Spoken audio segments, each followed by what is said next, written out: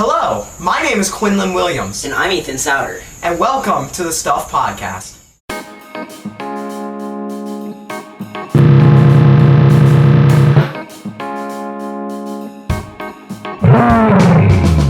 Today we will be talking about nuclear terrorism and how to prevent it.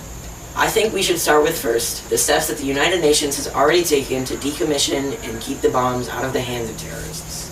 So far, the United Nations has started decommissioning their old nuclear weapons, and has also made it harder for terrorists to get their hands on enriched uranium. That's right, Quinn. But no matter what we do, terrorists always have the capacity to buy the enriched uranium and create these terrible weapons.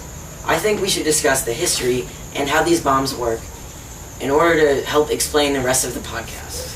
Alright, so first we should start off by defining the difference between a fission bomb and a fusion bomb. A fission bomb uses nuclear fission, which is the splitting of atoms, to go off, and a fusion bomb is the newer kind of bomb, also known as a thermonuclear bomb, that fuses atoms together. Now, during the mid-1940s, there was a project known as the Manhattan Project, led by a man named J. Robert Oppenheimer, to develop the first fission bomb.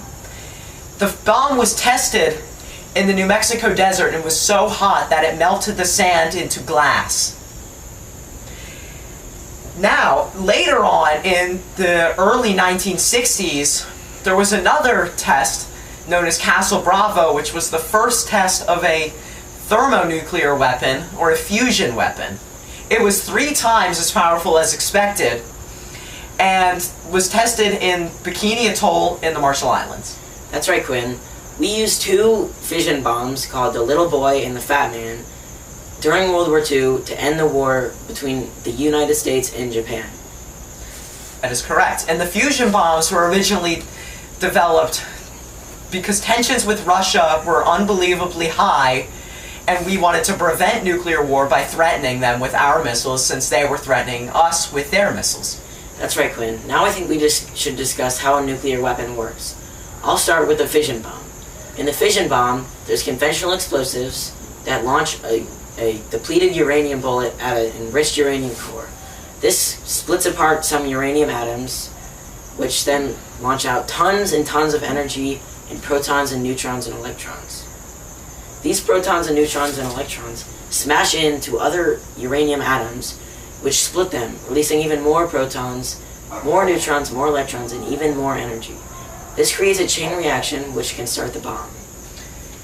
That is correct, Ethan. And they also use something known as a moderator, which reflects the protons back in towards the bomb and splits more uranium atoms, keeping that chain reaction going until the energy is so high that the bomb explodes.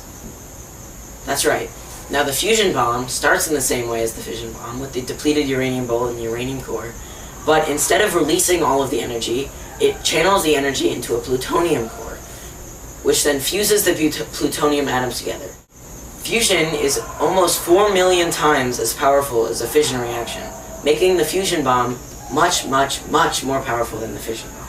That is correct. That is why we developed it during the Cold War, so that we could threaten Russia with them whilst they were threatening us with them. That's right. Now I think we can talk about potential solutions to this problem.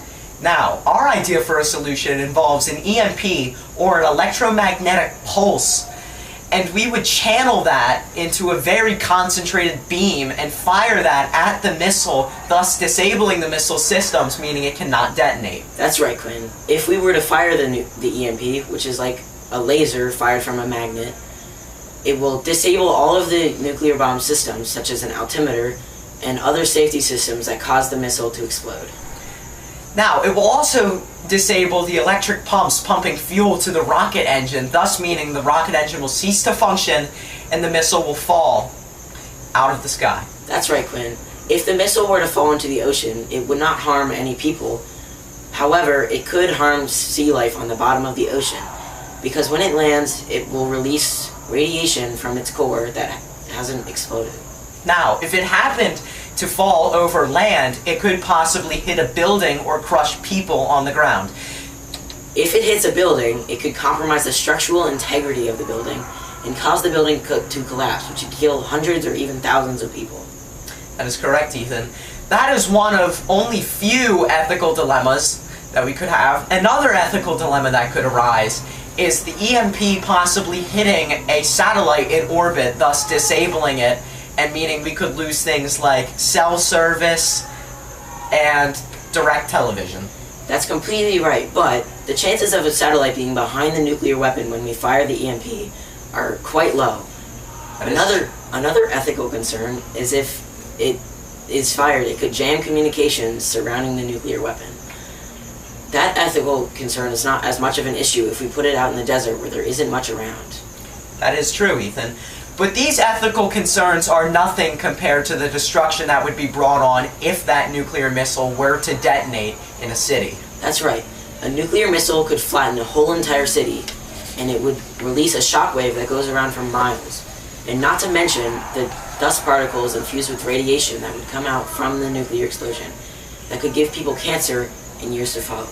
Now, the only potential issue with this design is that there could be systems in place on the missile to prevent EMP attacks, like reflector shields that are used on satellites, or the circuits could be set in such a way that if you were to fry them, it would not disable the nuke. But these are very slim chances. That's right, Quinn. Thank you for joining us today on the Stuff Podcast. My name is Quinlan Williams. And I'm Ethan Souter. Have a nice day. That was good.